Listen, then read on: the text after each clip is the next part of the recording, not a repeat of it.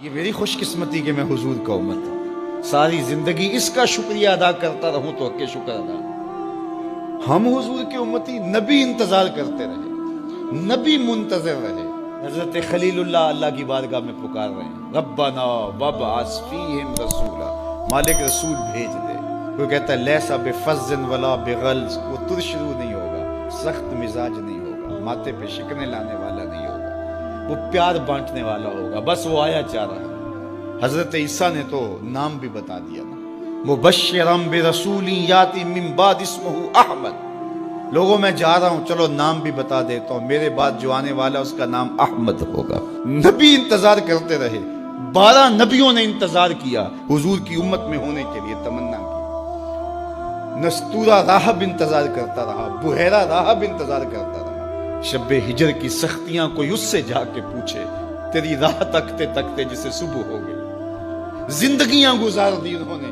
سلمان فارسی کی کہانی سن لو، مجوسی کے بیٹے تھے، حق کی طلب میں نکلے، باپ نے گھر سے نکال دیا، ایک پادری کے پاس جا کے رکے، زندگی بھر اس کی نوکری کی۔ جب اس کا آخری وقت آیا، اس نے کہا میری تدفین کے بعد غموریا چلے جانا، وہاں کا پادری خدا رسیدہ ہے، تجھے اس سے کچھ مل جائے گا۔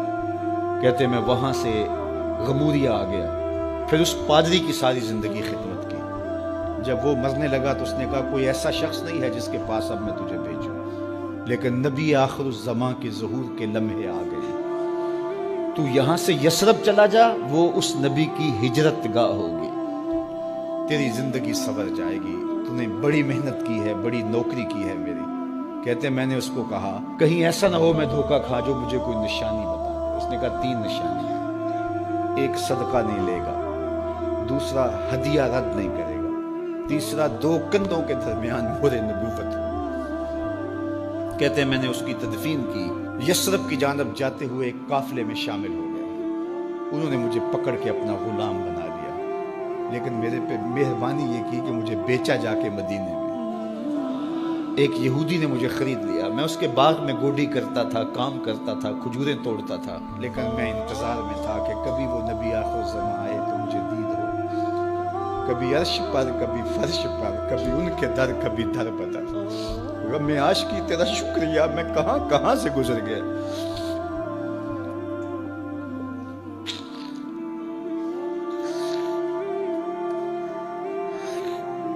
کہتے ہیں ایک دن میں اپنے باغ میں کھجوریں توڑ رہا تھا کہ ہواؤں میں مستی پیدا ہو گئی، اور ہر سمت سے طلع البدر علینا کی صدائیں گونجنے لگی۔ میں سمجھ گیا کہ وہ لمحے آ گئے، میں نے چھلانگ لگا دی اور دوڑ پڑا۔ میرے آقا نے سمجھا شاید غلام بھاگ گیا، اس نے دوڑ کے مجھے پکڑ لیا۔ میں نے اس کو کہا کہ میں نوکر تیرا ہی ہوں، لیکن دل نوکر کسی اور کا ہے، میں بھاگوں گا نہیں، مجھے جانے دے۔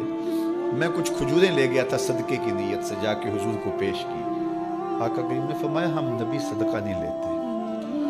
کہتے ہیں نشانی ایک پوری ہو گئی۔ کہتے ہیں کہ میں کچھ دنوں کے بعد اور کھجوریں لے گیا، اور میری نیت ہدیہ کی تھی، میں نے پیش کی، حضور نے قبول فرما لی۔ لیکن میں بھی کہتا تھا تیسری نشانی بھی پوری ہو لے تو پھر مانوں گا، اور وہ کیا تھی؟ 2 کندھوں کے درمیان مہر نبوت۔ کہتے ہیں ایک دن حضور میرے باغ میں آئے، اور آقا کریم نے اپنے مبارک کندھے پہ چادر رکھی ہوئی تھی، اور چادر کی اوٹ میں مہر نبوت چھپی ہوئی تھی، اور میں پیچھے ہو کے دیکھتا تھا، اور میری آرزو یہ تھی کہ کوئی تیز جھونکا ہوا کا آئے اور چادر ہٹ جائے اور میں مہر نبوت کی زیارت کر لوں۔ حضور میرے ارادہ قلب سے آگاہ ہوئے، فَأَلْقَى إِلَيَّ رِدَاءَهُ، حضور نے چادر اتار کے میری جانب پھینکی، اور پھر ایسے رخ کر کے فرمایا انظر الی ما امرت بہ، اس پادری نے جو بتایا تھا دیکھ لے آ کے۔ تو کہا میں نے دیکھا کہ حضور کے 2 کندھوں کے درمیان۔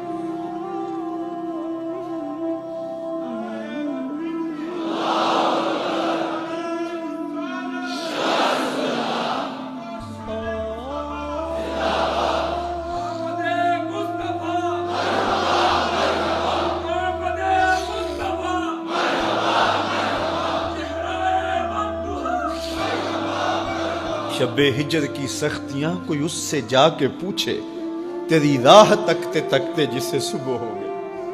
ہم نے تو کوئی انتظار نہیں کیا نا، ہم نے تو کوئی دکھ نہیں سہا، ہم سوئے تھے مقدر جاگ اٹھے، ہمارے والد مسجد سے مولوی صاحب کو بلا لائے، انہوں نے کان میں آ کے کہا مبارک ہو تو حضور کا نوکر بن کے آ رہا۔ میرے والد گرامی ایک شعر جھوم کے پڑھا کرتے تھے، محمد جانے جانا ہے پیغمبر ہو تو ایسا ہو، رسولوں کی بشارت سے مبشر ہو تو ایسا ہو، امر توقیر کا سب کو موقر ہو تو ایسا ہو، کیا ہم کو غلام ان کا مقدر ہو تو ایسا ہو۔ میں اپنے مقدر پہ قربان نہ جاؤں، آپ اپنے مقدر پہ نثار نہ جائیں، ہمیں وہ نبی ملا جو نبیوں کا نبی ہے۔ بنو سعد کے مقدر بھی جاگ اٹھے، اللہ اکبر، کیا وہ خوش نصیب وادیاں تھیں، کیا وہ خوش بخت پہاڑ تھے بنو سعد کے، جہاں حضور نے زندگی کے ابتدائی سال گزارے۔ اللہ اکبر۔ حضرت حلیمہ سعدیہ کہتی ہیں جب میں حضور کو گھر لے گئی تو میرے گھر میں روشنیاں آ گئیں، باقاعدہ عورتوں نے کہا حلیمہ تو اتنی امیر ہو گئی ہے رات کو بھی دیا نہیں بجھاتی۔ بڑے امیر کبیر گھرانوں میں بھی رات کو لوگ دیا بجھا دیا کرتے ہیں، لیکن تو اتنی ہی امیر ہو گئی ہے کہ رات کو بھی تیرے گھر کا دیا نہیں بجھتا۔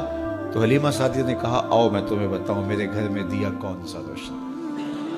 باقاعدہ ہم جولیوں کو بلایا، پالنے میں حضور تھے، اشارہ کر کے کہا ما کننا نحتاج الی السراج من یوم اخذناہ، جب سے یہ پیارا گھر آیا ہے میں نے سارے دیے توڑ دیے، دیے کی ضرورت نہ مشعل کی حاجت، عجب روشنی تو نے پائی حلیمہ، بڑی تو نے توقیر پائی حلیمہ، بنی تو محمد کی دائی حلیمہ۔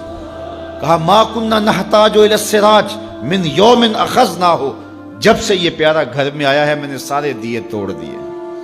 جہاں روشنی چاہیے ہوتی ہے حضور کو اٹھا کے اس کمرے میں لے جاتے ہیں، وہاں انوار پھیل جاتے ہیں، روشنیاں پھیل جاتی ہیں، کیسے اجالے پھیلے، کیسی روشنیاں پھیلے۔